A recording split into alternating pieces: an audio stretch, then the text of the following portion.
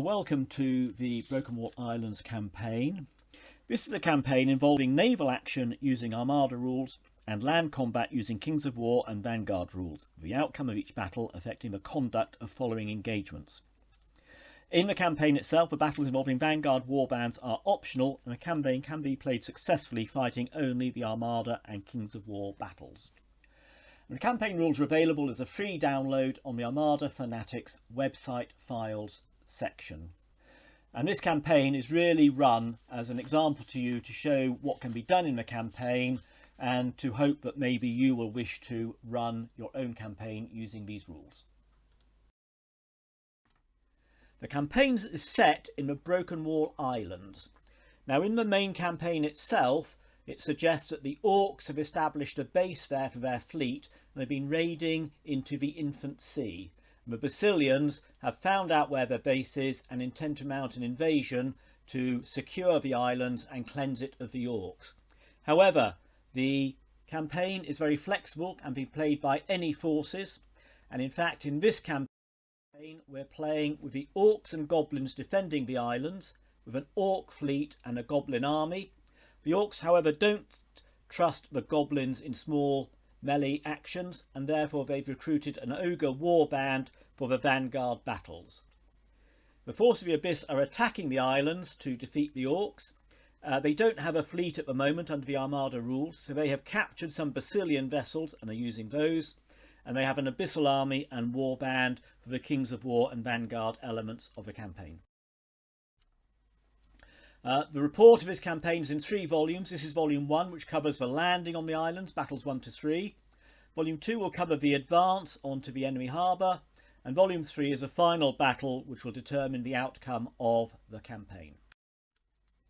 So, battle 1, Armada, prepare for landing. The situation is that following a long sea passage, the Abyssal fleet has arrived at the Broken Wall Islands. The fleet has split in 2, with a southern task group poised offshore for the landing, awaiting the arrival of a northern group.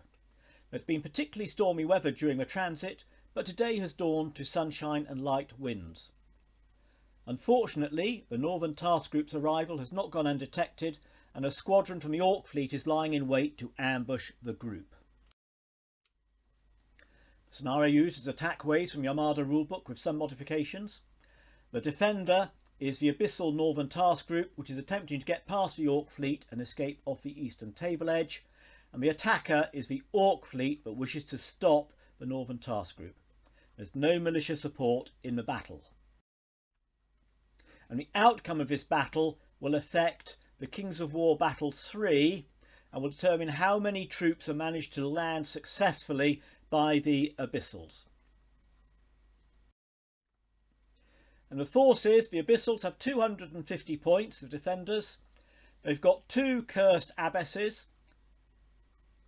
One has got the Ocarina of Korgan, sturdy construction, boarding nets and a veteran crew. And the other one has sails of honeymees, sturdy construction, boarding nets and a veteran crew. There's a cursed Elohai with a crow's nest, boarding nets and a veteran crew. A cursed Gur Panther with a master carpenter, boarding nets and a veteran crew. And a cursed gun brig with boarding nets and a veteran crew. And the Orcs attacking have got a smasher with sails of honeymees, morax, grappling hooks and a veteran crew. 2 hammer fists, one with the Ocarina of Korgan, morax, grappling hooks and veteran crew. The second one's got morax, grappling hooks and a veteran crew. 2 blood runners, each with ogre mercenaries, grappling hooks and veteran crew, and a bomb boat with a crow's nest and a veteran crew. And that's the plans and the deployment. So the Orcs have deployed 3 vessels, a smasher, a hammer fist and a blood runner, and they've got the other 3 vessels in reserve, and the Abbess, Elohai, Gun Panther and Gun Brig are shown there. And what the Orcs intend to do is go forward and block as much as they can in the centre, which will slow the enemy fleet down until their reserves can arrive, and then destroy any elements which have got past that blockade. And you'll notice that the Smasher and the Hammer Fist, ships 1 and 2 in the centre there, are sailing inwards in order to support the Bloodrunner ship number 3. The Abyssals, using the fleet from the Basilians, aim to bash through the centre if they can, but also have the 2 flanking ships to get round the edge and head off the eastern seaboard.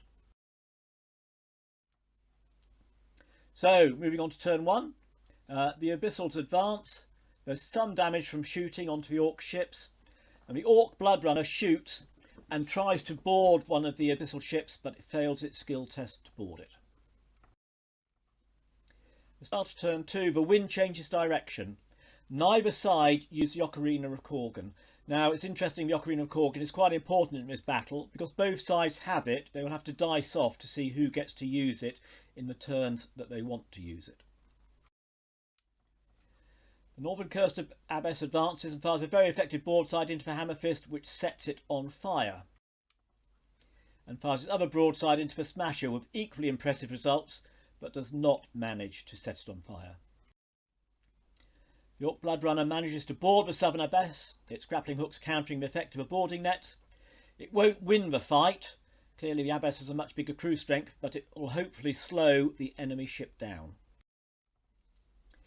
The Abbess does sufficient damage to cause the Bloodrunner to surrender, and in its own turn it then sails away, so it hasn't actually managed to slow the Abbess down very much at all. The Orc Smasher approaches and then grapples the other Abbess. The Orc Hammer Fist takes a risk and manages to extinguish the blaze on board before also successfully boarding the Abbess. The Abyssal Elohai and Gur-Panther continue their race to a table edge line while the ships in the centre are being slowed down.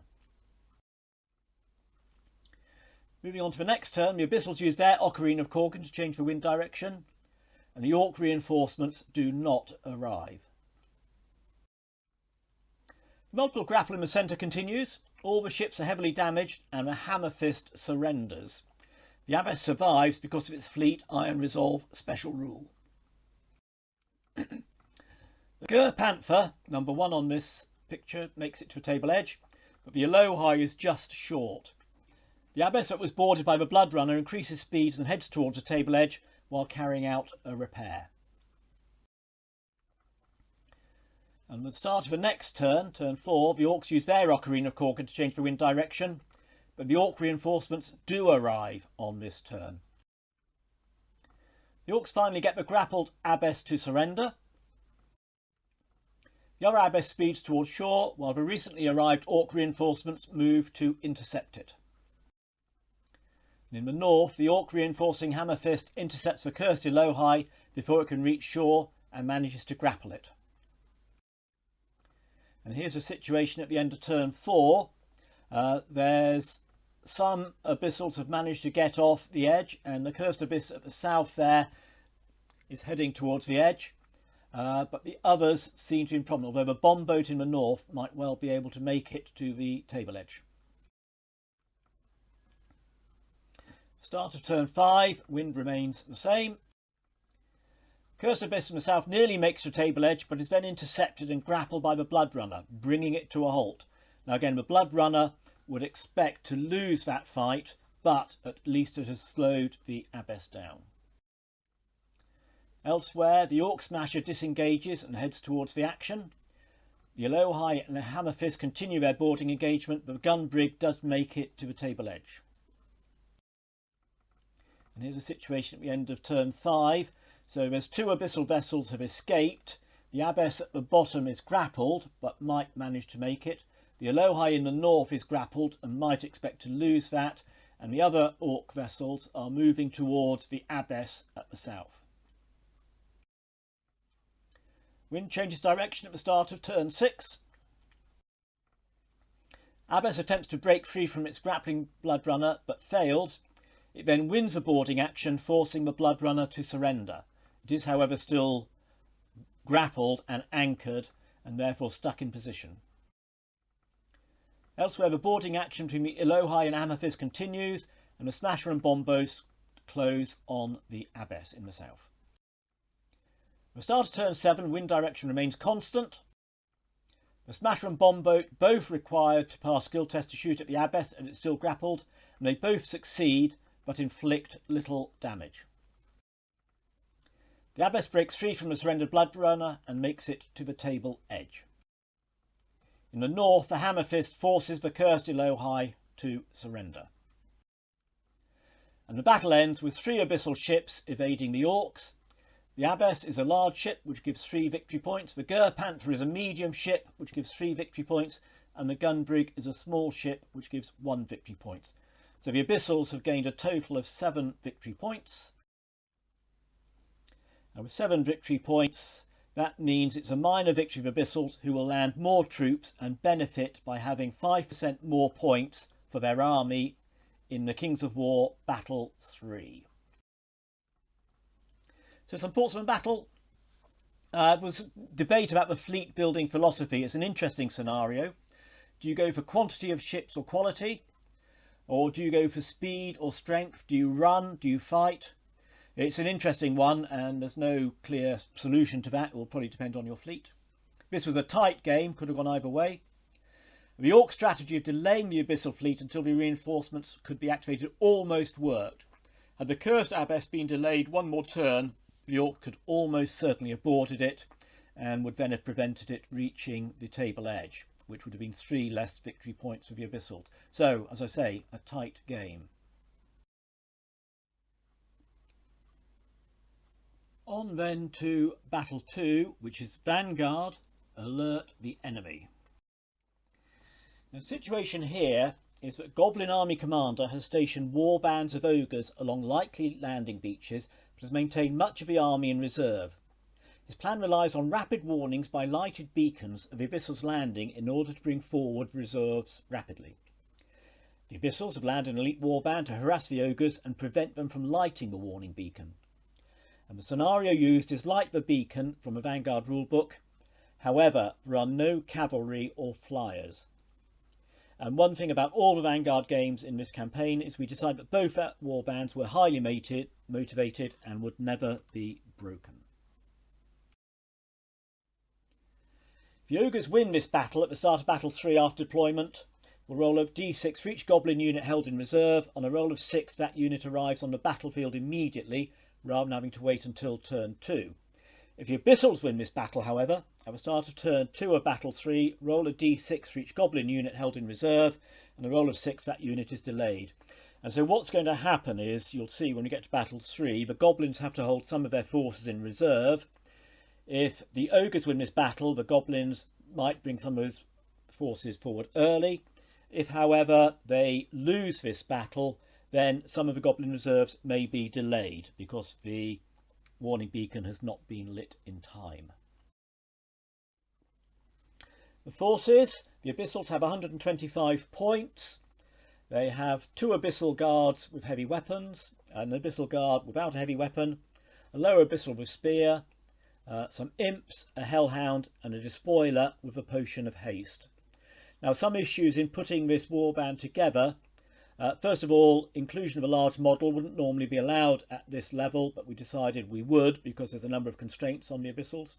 There's no command model and there's no flyers or cavalry, which is a big problem for the Abyssals, who rely on those heavy hitters. The ogres, and we're using here the ogre lists from the electronic versions online. So you've got a sergeant with a potion of haste, a berserker brave with a heavy weapon, another berserker brave with no upgrades, a hunter, a boomer, a red goblin with a spear. And the issues they've got is there's not very many of them. As you can see, there's only 6 in that warband. The battlefield looks like that. So at the bottom you've got the beacon waiting to be lit, and the Abyssals deploy on the southern edge of that battlefield with only 3 models in that circle there, and the rest at the bottom of there. And the ogres deploy at the top of the battlefield. The ogre plan is to basically run forward and fight, typically ogre. The hunter, however, will go through the difficult terrain on the right of the battlefield there, and then aim to come into a flank. The Abyssal plan basically is to deny the ogres the ability to get close to the beacon and light it. And so you've got forces on both flanks who will come in, and you've got a number of Abyssals actually guarding the beacon. So on turn 1, the ogres advance and the Abyssals close in to defend the beacon. Not much happens on turn 1. And there's the ogres advancing, the hunter coming through the difficult terrain in the woods on the right there. And the situation at the end of turn 1, and you can see there's the beacon on the left of this particular photograph, the Abyssals surround it, and there on the right you can see the ogres moving forward. Turn 2 starts with a boomer shooting at the Abyssal warrior and inflicting 1 wound. The hunter, however, strayed too close on the Abyssal's flank and was group assaulted, and then a load of 8s exploded. You can see there 3 8s on there in the attacks, and the hunter died in a massive attack there. On the other flank, the ogres mounted a group assault on the despoiler. And in a complicated series of attacks and counter-attacks and retaliations, the despoiler ended up knocked down, having inflicted 3 wounds on the ogre sergeant, and the ogre sergeant was then knocked down by the imps. In the centre, the ogre berserker with great weapon charged the wounded abyssal guard and killed it, before following up to touch the beacon. The ogre boomer decided to ignore his ranged attack and charged into the other abyssal warrior guarding a beacon, and surprised everyone by killing it in a single round of combat. The dice gods seem to have deserted the abyssals at this stage. The remaining abyssal warrior and hellhound realised the ogre berserker had foolishly turned his back to them and took the opportunity to group assault him in the rear, unfortunately only inflicting 2 wounds. The ogre berserker turned to face his enemy and took down the hellhound. The despoiler and imps finally dealt with the ogre sergeant,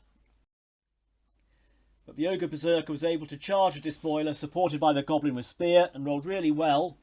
The despoiler missed many of its saving rolls and then failed its nerve test with a 2, meaning that the despoiler was killed. The ogre boomer used a short action to set the beacon ablaze and then shot at the lower abyssal and killed him. And going into the final turn, the abyssal have only the imps and 1 abyssal guard left alive. Despite their heroic efforts, they are unable to douse the flames, and at the end of the battle, the ogres have managed to alert the goblin army to the threat, which will now have a greater chance of mobilising its reserves early in the next battle. So, battle 2 outcome, the ogres won the battle, and that means that in battle 3, the Kings of War battle, the goblins have a greater chance of some of their reserves arriving on turn 1 instead of turn 2. And some thoughts on that battle? The lack of flyers and cavalry really hurt the abyssals. Their warbands really do rely on having cavalry and flyers, and the infantry they have are not that great. With some poor positioning on both sides, the ogre hunter on the flank strayed too close to the abyssals on his first turn. He could have stayed further back. And the abyssal despoiler on the abyssal side was left in charge range of the ogres. Again, he could have been left further back. There was clearly insufficient worshipping of the dice gods by the abyssals. The ogres had a better match with the dice gods. And the ogre boomer was actually the man of the match. He got 1 wound from shooting on an abyssal warrior. He killed an abyssal warrior in melee. He killed a lower abyssal with shooting, and he set the beacon ablaze. So well done to him, man of the match. And so here we are, ready for battle 3, the Kings of War battle, Hit the Beach. And the situation is, following the naval engagement fought in battle 1, the 2 abyssal task groups have joined and the landing has been launched. Unfortunately, the stormy weather experienced during the latter stages of the voyage have affected adversely the flying creatures on board the fleet's ships, and this means the abyssal landing forces will not be able to deploy any flying units during the landing. The abyssal ground commander charged his troops with capturing a vital crossroads, which will open up a route to the Goblin Harbour, and on shore the relatively small force of goblins defending the beach have done what they can to strengthen their defences and now prepare to delay the enemy until their reinforcements arrive. The previous battle outcomes and effect on this battle. The several ships from the Abyssal Fleet evaded the Orc Fleet in Battle 1, which means the Abyssals have landed more troops than they might have expected, and the Goblin therefore army will have 2,000 points of force at disposal. At least half of those points, however, must be held in reserve. But in addition to its normal forces, the Goblin army may also deploy 3 4-inch long wall sections anywhere on the board outside the surf zone. The Abyssal army has 5% more points, therefore may select 2,100 points, but can't select any flying units. And because, as we've said, the Ogre Mercenary Warband managed to light the beacon in Battle 2, the Goblin reserves stand a chance of arriving on turn 1 instead of turn 2. So the Abyssals, 2,100 points. They've got an Abyssal Guard regiment with Blessing of the Gods. They've got a horde of Succubi larvae with the Pipes of Terror. They've got 2 Mollux hordes, one with Brew of Strength and a Despoiler Champion, and the other one with the Boots of Striding and Despoiler Champion. They've got a regiment of Abyssal Horsemen with the Brew of Sharpness, a Cronius, an Abyssal Fiend, an Abyssal Harbinger with the Banner of Abbotshire, and a Helquin Blood Mask with the Inspiring Talisman.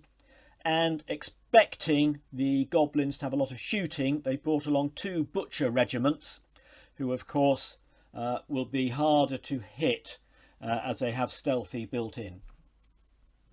Now, issues with this, as we said, it's for previous intelligence suggested the Goblin commander would have war engines, fast cavalry and a giant. And so they've taken the Butchers to counter shooting, the Banner of Abbotshire to counter any magic attacks, particularly from the Goblin whizzes using lightning bolts, a Blood Mask to hunt war engines, and high strength where they can to counter high defence of the giant and so on. But, as we've said, no flyers and therefore no gargoyles.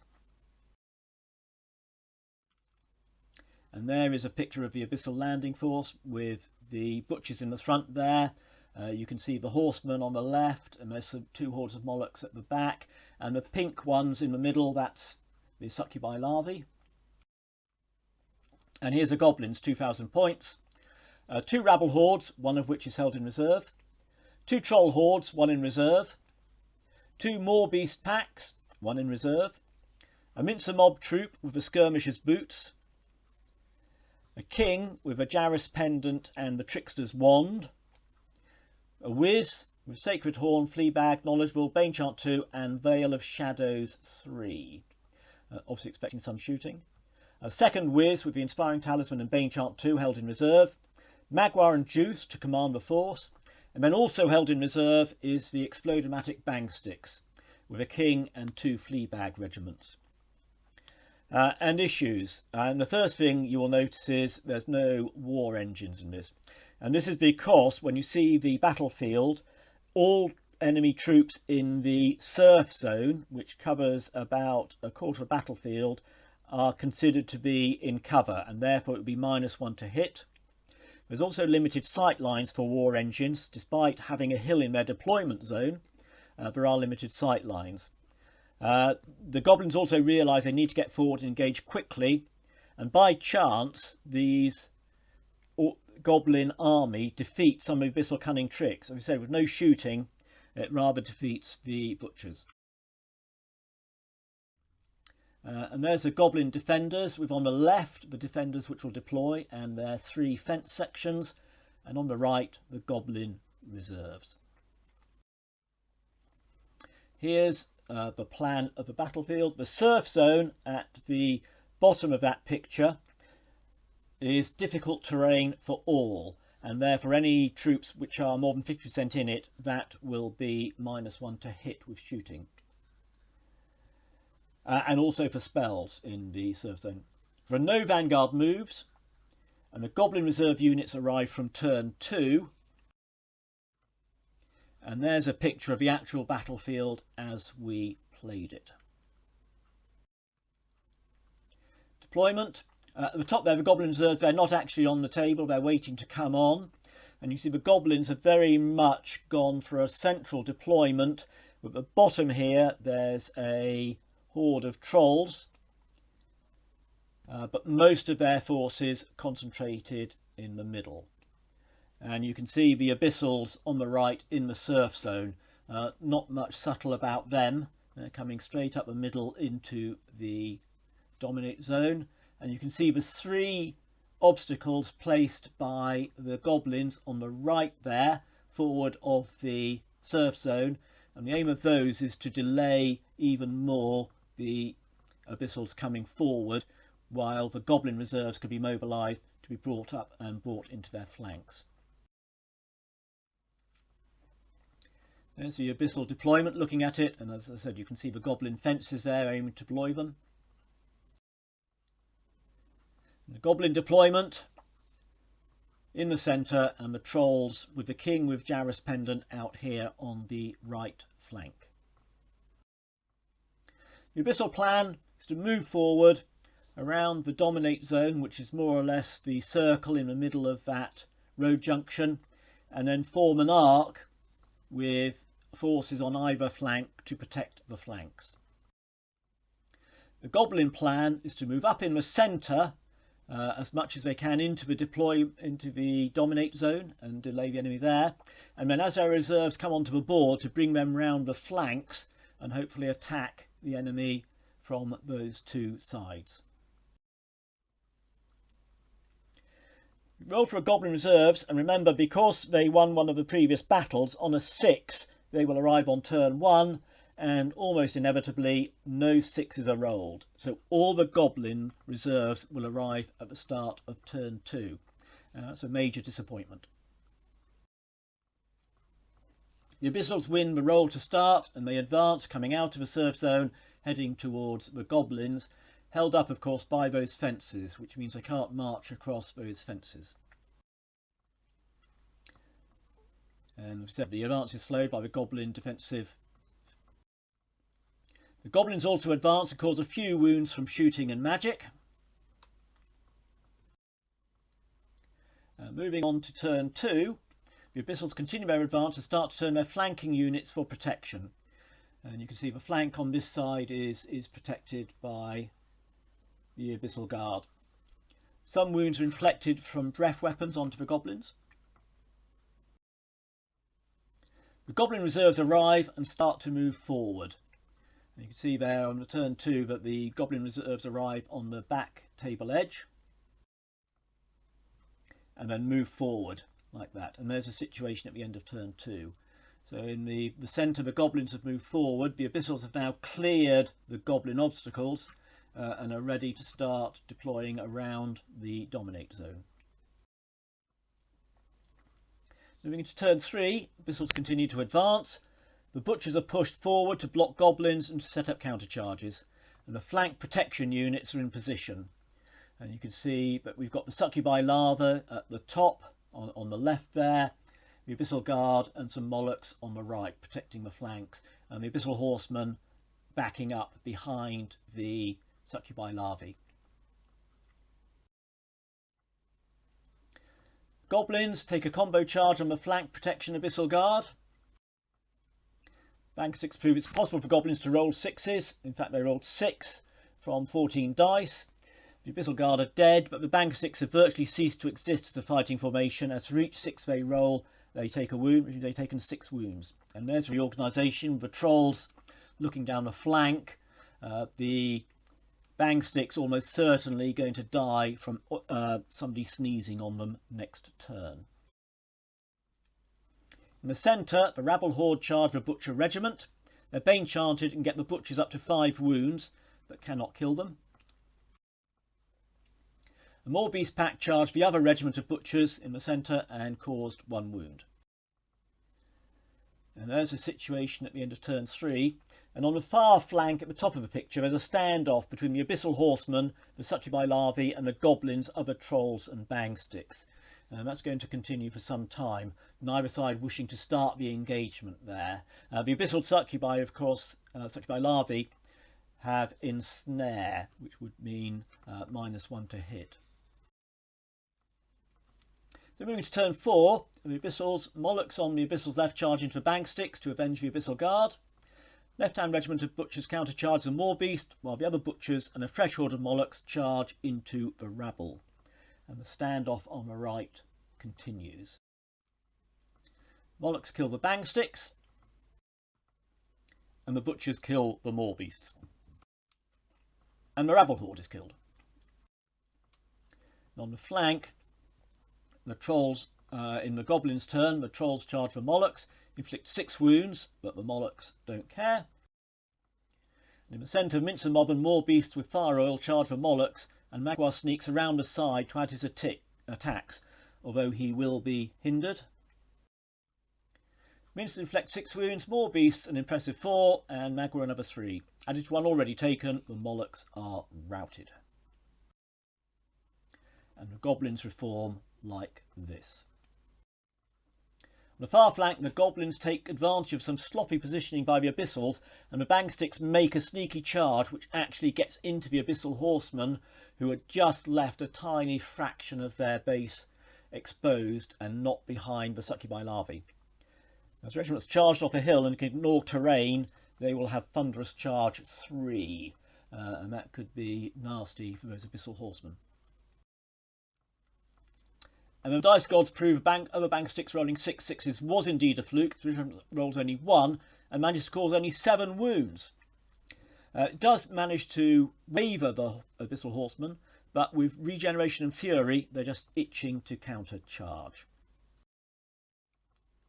And there's a situation at the end of turn 4, where the trolls fighting the Molochs at the bottom there, the 2 cavalry units engaged at the top, and a bit of a mixed battle going on in the middle. So at this stage, battle could go either way. Moving on to turn 5, the Abyssal Horsemen regenerate some wounds and counter-charge. They inflict massive damage on the enemy, but then roll a double 1. And so the bangsticks stay alive. On the other flank, the Molochs countercharge the trolls, inflict 10 wounds and waver the trolls. In the centre, a regiment of butchers kills the Moorbeast pack. Cronius has been inflicting wounds with his Cloak of Death and now charges the Mincer Mob, unfortunately only inflicting 4 wounds through its defence 6. And there's a situation at the end of the Abyssal's turn awaiting the Goblins' response. The Mincer Mob charges Acronius, while the Rabble Horde think the badly wounded butchers are a good target, particularly as they are Bane chanted. And Magua goes into the other regiments of butchers that's making its way into the Dominate zone. The rabble managed to kill the butchers. Mincer's put some wounds onto Acronius, but not enough to worry it. And Magua inflicts 4 wounds on the other butchers, but does not manage to even waver them. On the far flank, the trolls hope for a miracle by charging the ensnaring succubi larvae in the front.